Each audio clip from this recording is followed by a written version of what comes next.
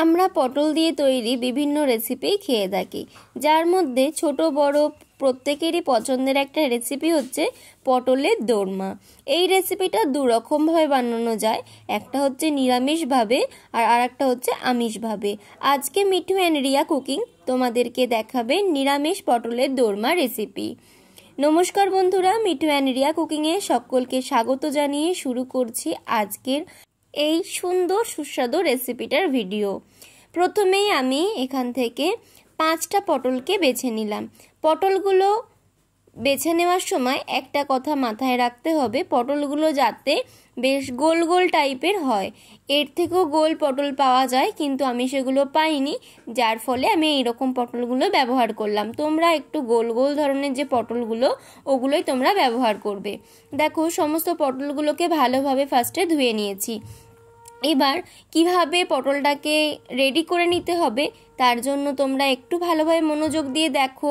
একটা ছুরির সাহায্যে পটলের ওপরে যে একটা আঁশের মতো থাকে সেটাকে তুলে নিতে হবে। একটা একটা করে পটলের গা থেকে এই আঁশের মতো যে আবরণটা থাকে সেটাকে একটু ঘষে নিলেই দেখবে উঠে যাচ্ছে।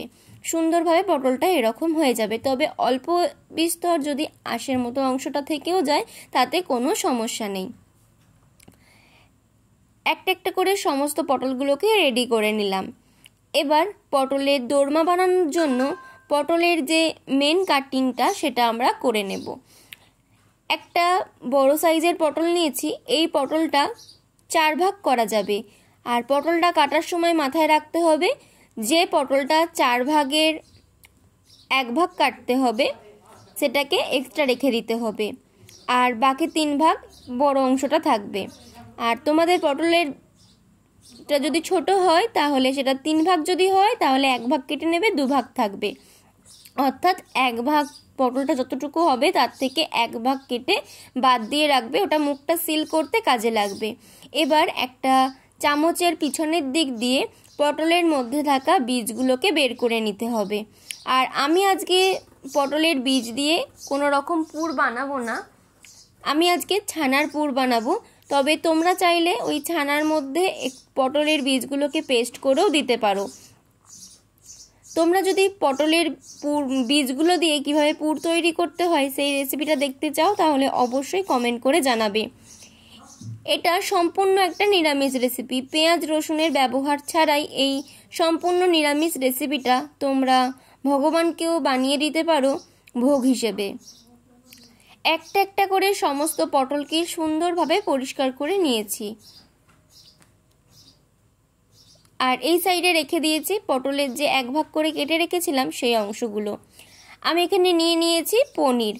আমি ছানা আমার কাছে ছিল না, পনিরটা ছিল, তাই পনির দিয়েই পুরটা বানাবো। তোমাদের কাছে যদি ছানা থাকে তাহলে ছানা দিয়েও তোমরা পুরটা বানাতে পারো। পনির দিয়ে পুরটা বানানোর জন্য প্রথমে পনিরটাকে একটু গ্রেট করে নিতে হবে। সুন্দরভাবে পনিরটাকে ভালোভাবে গ্রেট করে নিচ্ছি। তোমরা যতগুলো পটলের দোরমা বানাবে সেই আন্দাজ করে পনির বা ছানাটা নিয়ে নেবে।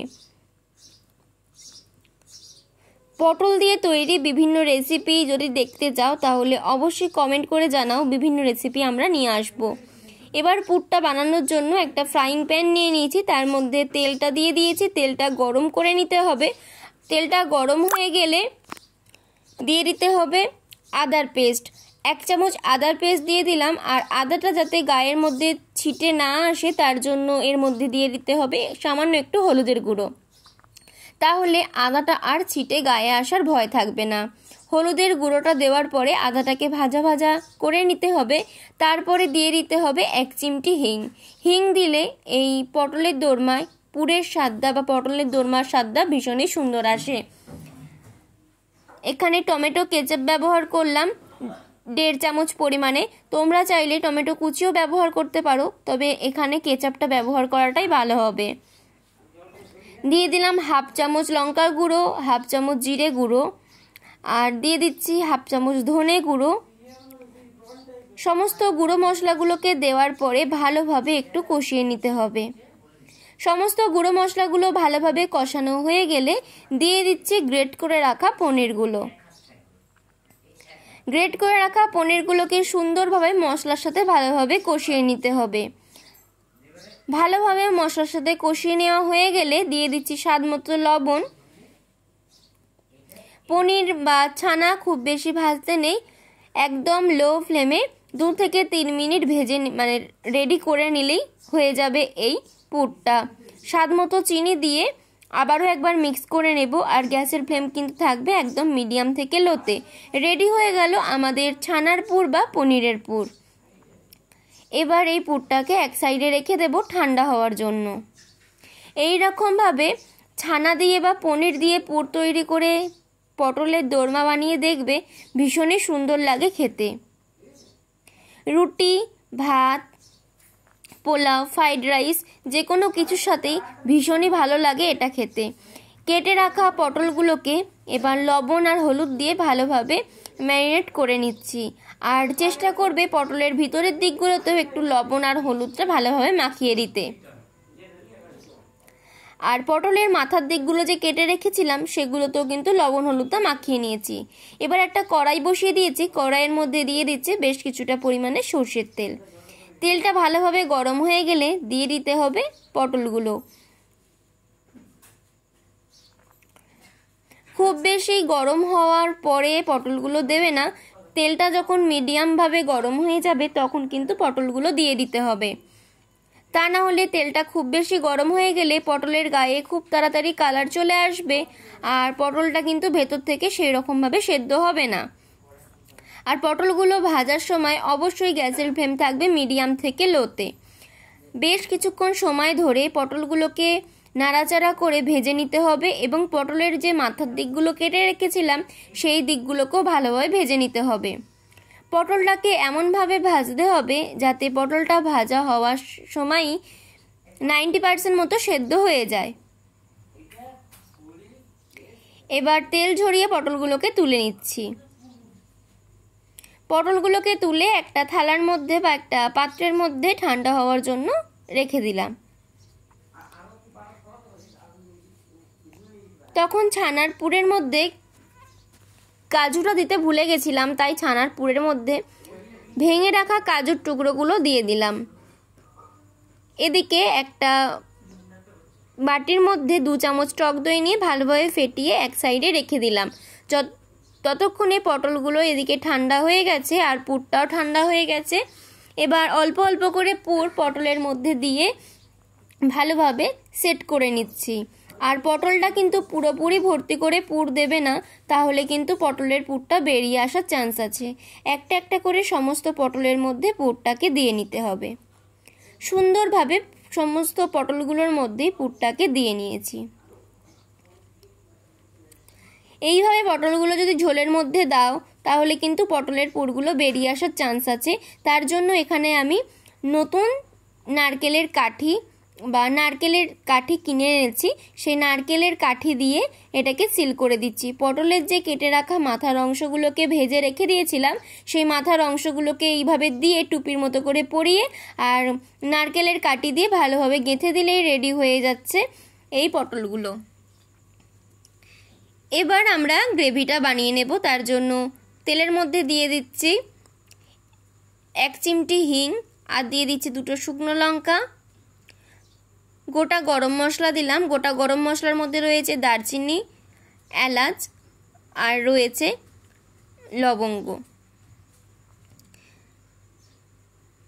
সুন্দর একটা স্মেল এলে দিয়ে দিলাম আদার পেস্ট, আর আদাটা যাতে ছিটকে গায়ে না আসে তার জন্য দিয়ে দিলাম একটু হলুদ গুঁড়ো আর আদাটাকে দেওয়ার ভালোভাবে ভেজে নিলাম। আদার কাঁচা গন্ধ চলে গেলে দিয়ে দিচ্ছি কাজু, পোস্ত আর চালমগজের পেস্ট। কাজু, পোস্ত আর চালমগজ তিনটেই 1 চামচ করে দিয়ে বেটে পেস্ট বানিয়ে নিয়েছি। চালমগজ, কাজু আর পোস্তটা ভালোভাবে কষানো হয়ে গেলে দিয়ে দিলাম ফেটিয়ে রাখা টক দই। টক দইটা দেওয়ার সময় গ্যাসের ফ্লেমটা অবশ্যই লোতে রাখতে হবে, তা না হলে কিন্তু দইটা কেটে যাওয়ার সম্ভাবনা আছে। এবার দিয়ে দিচ্ছি হলুদ গুঁড়ো হাফ চামচ, লঙ্কা গুঁড়ো দিলাম হাফ চামচ, আর জিরে গুঁড়ো দিলাম হাফ চামচ। এই রান্নাটা কিন্তু ঝাল ঝাল হয় না, একটু মিষ্টি মিষ্টি ধরনের খেতে হয়। রঙের জন্য ব্যবহার করলাম কাশ্মীরি রেড চিলি পাউডার। এটা শুধুমাত্র রঙের জন্য, তোমরা চাইলে এটাকে স্কিপ করতেই পারো। যেহেতু ভিডিও শ্যুটের জন্য একটা ব্যাপার আছে, তার জন্য আমি এখানে কাশ্মীরি রেড চিলিটা ব্যবহার করলাম। এবার ভালোভাবে একটু কষিয়ে নিচ্ছি যতক্ষণ না পর্যন্ত তেল ছেড়ে বেরিয়ে আসছে। তেল ছেড়ে বেরিয়ে আসার পরে দিয়ে দিলাম জল, আর দিয়ে দিচ্ছি স্বাদ মতো লবণ। ভালোভাবে গ্রেভিটা ফুটে উঠলে দিয়ে দিচ্ছি 2 চামচ চিনি। যেহেতু এটা একটু মিষ্টি মিষ্টি খেতে হয়, চিনির পরিমাণটা তোমরা তোমাদের স্বাদ মতো ব্যবহার করবে। দিয়ে দিলাম চিড়ে রাখা কাঁচা লঙ্কা। আরও 1.5 থেকে 2 মিনিট ভালোভাবে ফুটিয়ে নেওয়ার পরে দিয়ে দিতে হবে পটলগুলো। একটা একটা করে পটল গ্রেভির মধ্যে দিয়ে দিতে হবে।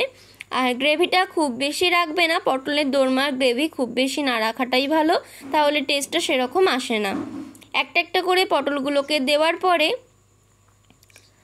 বেশ কিছুক্ষণ ফুটিয়ে নিতে হবে, যাতে গ্রেভিটার মধ্যে যে মশলাগুলো দেওয়া হয়েছে সেগুলোর স্বাদ সম্পূর্ণভাবে পটলের মধ্যে ঢুকে যায়।